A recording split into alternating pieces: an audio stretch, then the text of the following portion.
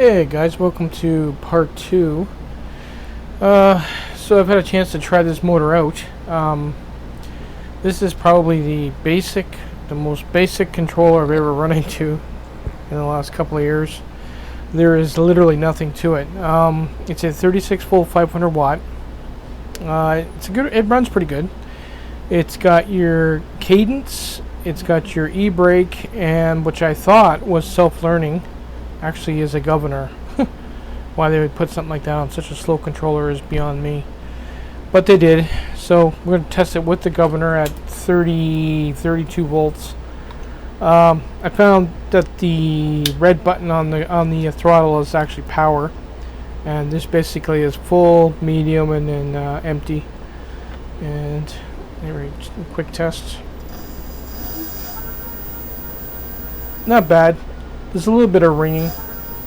Just imagine when you pump 60 volts into this motor, it's going to sing pretty good. I'm going to take the governor off.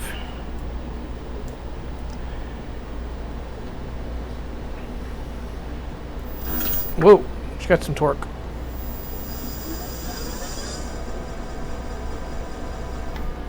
It's not bad. The actual tire is out of true more than the rim is. A few things I did notice on the motor itself is the rim is supposed to be an aero rim, but really it's a 1-inch rim, standard 1-inch rim, double butted. But the only thing is they just put a taper on it to make it look like an aero rim, but it's not. It's not even close to an aero rim. This is an aero rim. I don't know if you can see the difference or not. See that? That's an aero rim. That's a fake. But it probably make it stronger. Also, oh, I forgot to show you. These spokes here, this is the standard size spoke that you would use for a hub motor, okay? These things lasted 9 years and I never had one break. Look at the ones on this wheel. They're like motorcycle grade. So they overdid it with the spokes.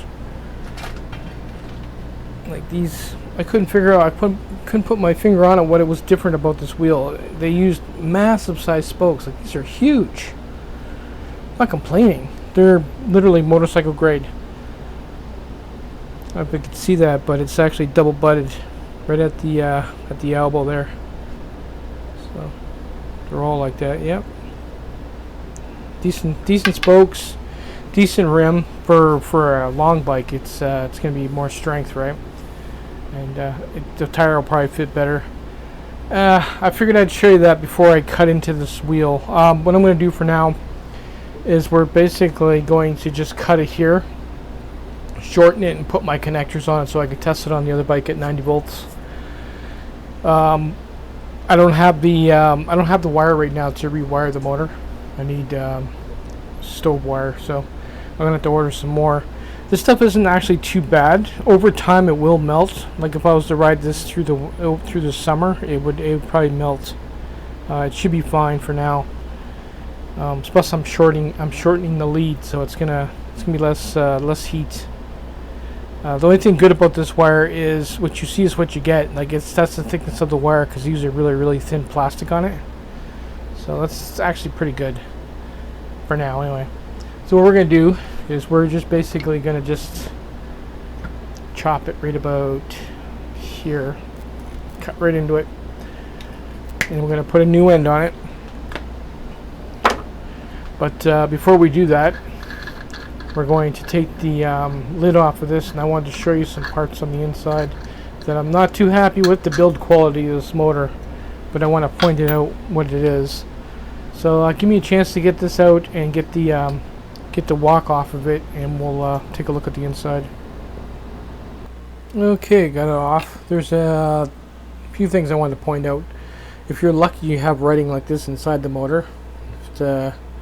The decipher that 7 times 8, 7 being how many strands are in each, total strands is 7 times 8, 8 being how many turns are on each pole.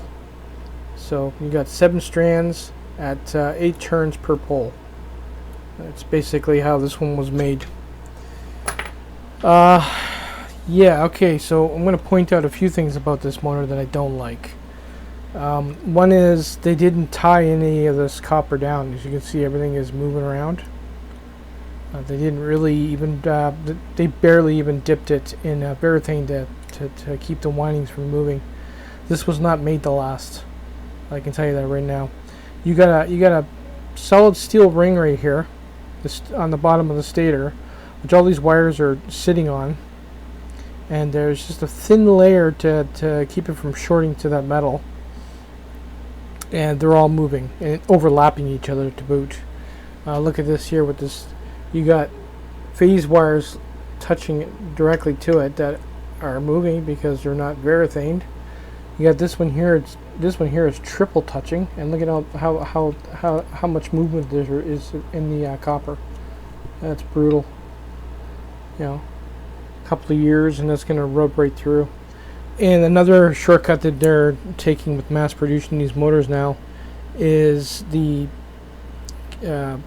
stuff they use to build the stator itself. Like they're using plastic in the middle of the each pole that could melt if you overvolt. Now they're instead of using shards of bamboo to terminate the slot once they finish winding it, they're using plastic pieces now. So even if this got to half the temperature of my other one did, these plastic little chunks of black plastic will start deteriorating and deforming. So even for me to use it, what I'm going to be doing is I'm going to take some of my thick 3M tape, and I'm going to stick it underneath just to separate these phase wires from touching anything. This one's pretty solid, but these ones are moving around like crazy. They didn't tie any of them down. That's the only gripe I have about it. Because of that, I'm not going to go hog wild on this motor. This motor is basically going to get, I'm going to leave the original wiring harness. I'm going to put my plug on it so I can use it on my bike now. I'll maybe do a Star Delta with it. I'm going to rebuild the old one. And that one's going to be the water cooled one. This one's not going to be much of anything. This is going to be my spare for when the other one is down.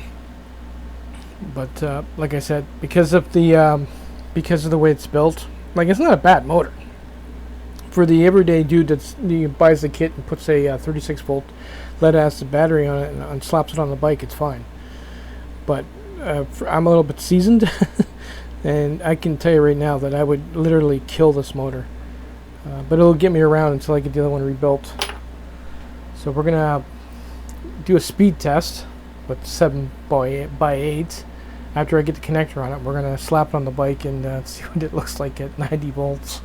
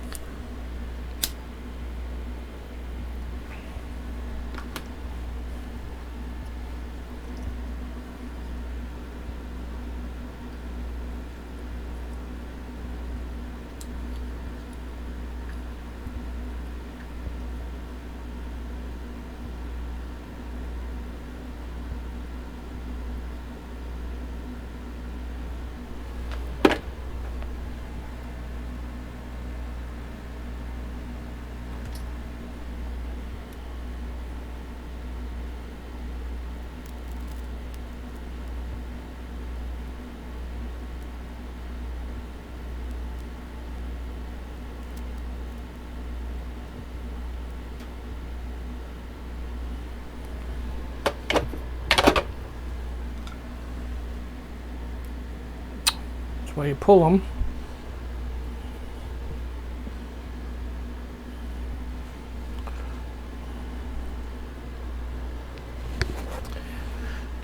And that's why you pull them, just to be sure your welds or soldering is have decent.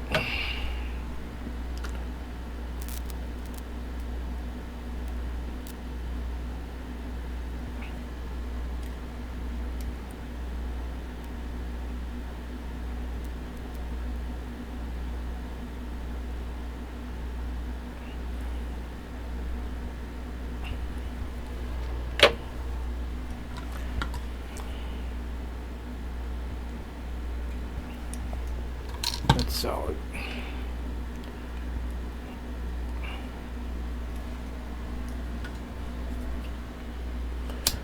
Alright, so we just have to figure out the phase. We can test that on the bike to get them right. Get it on the floor. Okay, so yeah, it spins up pretty good. I think I got the phases right. This is at its lowest speed.